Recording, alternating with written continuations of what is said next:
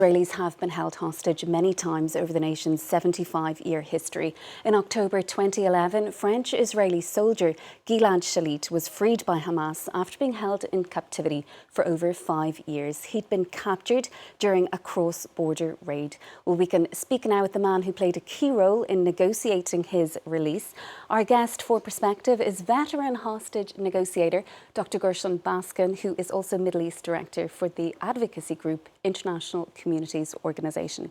Thank you so much for your time on the programme this morning, Dr Baskin. Firstly, the Israeli military earlier this morning, not long into this ceasefire, it issued sirens in 2 villages near the Gaza border, just warning of the possibility of Palestinian rocket attacks. Do you believe at this stage that this truce is likely to hold?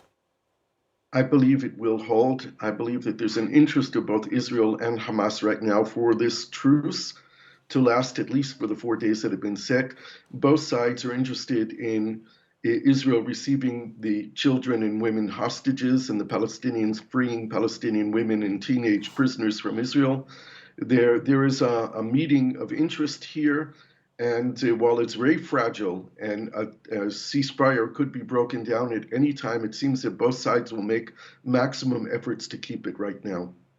And you yourself had been pushing Hamas leaders to release all of the women who are being held, all of the children, the elderly and the sick. Do you believe that it will actually release all of the women and children who are currently being held hostage in Gaza? If these 4 days are successful, there's an opening to just continue it for additional days. Hamas would get additional days of calm and quiet where they can reorganize, regroup, rearm, and release more Palestinian prisoners while all the civilian hostages could come back. There is a chance that without a need for additional negotiations, we can get out most of the hostages who are women and children and elderly, sick and wounded. It might require another round of negotiations where Hamas is likely to demand Israel to release additional Palestinian prisoners. If they are willing to accept Palestinian prisoners who have not killed Israelis, there's a chance that the Israelis would agree to that. They could get out several tens or even a few hundred more Palestinian prisoners. I think it is essential for Israel to get all the civilian hostages out of Gaza as soon as possible. I've been saying this since the first or second day of the war. And Dr Baskin, you've also suggested since early on into this crisis that the situation is looking more complicated for the men who are being held hostage in Gaza. Do you believe that Hamas is likely to release them? And will the Israeli military be forced to send special forces into Gaza if it does not do so? Right, we're referring to the men, the young men, and some young women who are defined by Hamas as soldiers. And they might be serving in the Israeli army at the present time, they might not be, but Hamas has its own definition for who it defines as a soldier, and I know that it includes young women soldiers as well. They are not going to release them in this current deal. They are going to demand the freeing of all Palestinian prisoners in Israel. That's more than 7,200 prisoners, including 559 who are serving life sentences for murdering Israelis, another 130 terrorists to a court inside of Israel on October 7th. And I understand that the Israeli army has taken more than 300 prisoners since the war began inside of Gaza.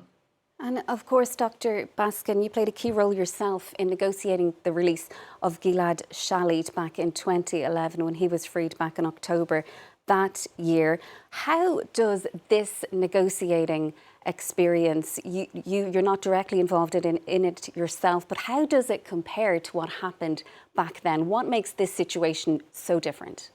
It is so much more complicated. We're dealing not with a soldier, but with civilians, with children, infants, elderly people, in a very large number and in an unprecedented situation. There are 2 very unusual things about this negotiation. Both sides of the negotiations are dedicated to the annihilation of the other side. Israel intends to kill the people that they're negotiating with. Hamas's intention is to destroy the state of Israel. In addition to which, Israel in these negotiations behaves very differently than they do in most other aspects of life, where they're very proactive, putting proposals on the table in almost any field. And here, Israel is mostly reactive. Hamas is really setting the agenda. They put down what they're willing to agree to, and Israel can agree or disagree. In this case, Israel got the assistance of President Biden to weigh heavily on the Qataris to put pressure on Hamas, and that made the deal a little bit better for Israel, but still, it's not Israel that's putting down a proposal and say, we're willing to do X, give us Y. It's really a reactive kind of negotiation. And Gilad Shalit, he said after he was released that he had been treated well as a hostage. Do you think the same is to be said for those who are currently being held in captivity in Gaza? How are they likely to have been treated? I really hope that they're not being physically harmed, the children and the women. I think that everyone, this will be the most traumatic experience in their lives, and they will suffer from post-trauma for the rest of their lives.